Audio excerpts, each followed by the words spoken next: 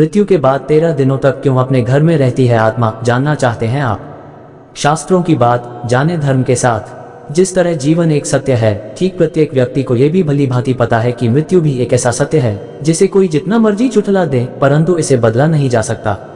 कहने का अर्थ है कि जिसने इस पृथ्वी पर जन्म लिया है उसे एक न एक दिन अपने प्राणों की आहुति देनी पड़ती है। इस बारे में हम में से बहुत से लोगों ने कई बार अपने बड़े बुजुर्गों से कहते सुना होगा कि मृत्यु के बाद मनुष्य शरीर की आत्मा 13 दिनों तक अपने घर में रहती है। मगर ऐसा क्यों? इस बारे में क्या किसी ने सोचा है? अगर नहीं तो चलिए आज आपको इससे संबंधित जानकारी बताते हैं और जानते हैं कि आखिर क्यों मृतक शरीर की आत्मा 13 दिनों तक अपने घर में भटकती रहती। साथ ही साथ ये भी बताएंगे कि 13 दिनों तक मृतक के नाम का पिंडदान क्यों किया जाता है। बता दें कि गरुड़ पुराण में इस बारे में विस्तार से बताया गया है। गरुड़ पुराण में बताया गया है कि जब किसी व्यक्ति की मृत्यु होती है तो यमराज के यमदूत उसे अपने साथ यमलोक ले जाते हैं।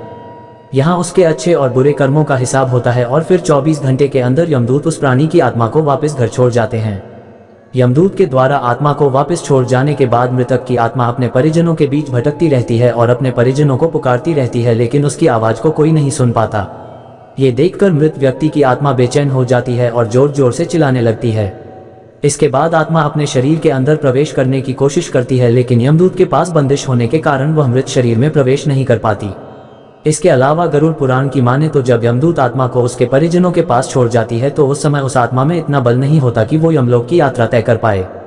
गरुड़ पुराण के अनुसार किसी भी मनुष्य के मृत्यु के बाद जो 10 दिनों तक किया जाता है उससे मृतक आत्मा के विभिन्न अंगों की रचना होती है, और जो 11वें और 12वें दिन पिंडदान किया जाता है उससे मृतक आत्मा रूपी शरीर का मांस और त्वचा का निर्माण होता है, और जब 13वें दिन 13वीं की जाती है तो उस दिन मृतक के नाम का पिंडदान किया जाता है।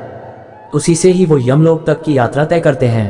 अर्थात मृत्यु के बाद मृतक के नाम का जो पिंडदान किया जाता है उसी से ही आत्मा को मृत लोक से यमलोक तक यात्रा करने का बल मिलता है।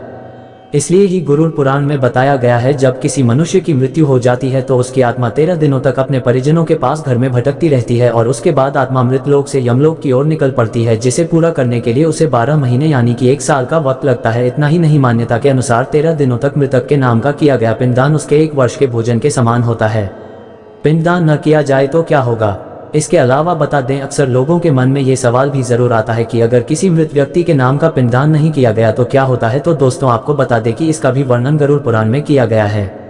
जी हाँ, जिस मृतक व्यक्ति का पिंडदान नहीं किया जाता, यमदूत उसे 13वें दिन जबरदस्ती घसीटे हुए यमलोक की ओर ले जाते हैं और मृतक व्यक्ति की आत्मा को इस दौरान काफी कष्ट उठाना पड़ता है। इसलिए हिंदू धर्म में मनुष्य की मृत्यु के बाद 13 दिनों तक पिंडदान करना आवश्यक माना गया है।